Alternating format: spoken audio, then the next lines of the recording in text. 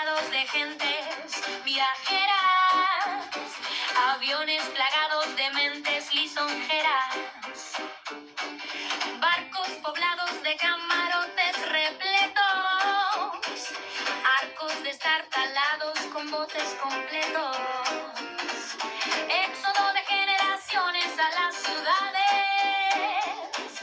modo y ocasiones tras de libertades.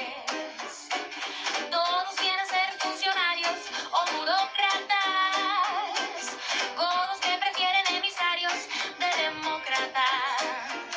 Tierra política en parlamentos medicabundos, sierra mítica de conventos profundos, poco equipaje para tan alto linaje, con cuello de encaje, de oficio paje. Madrid es Villa y Corte, lugar de convenciones. Por ardida una milla de mi consorte me voy a ligar en ocasiones. Plegarias y peregrinaciones, vasos y tragos, necesarias tribulaciones, pasos asiagos.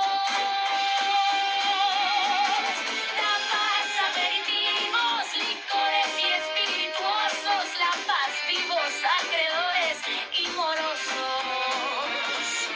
un gran número de intelectuales y artistas van en su fuero a las catedrales los peristas, gastronomía, turismo, museos y hoteles.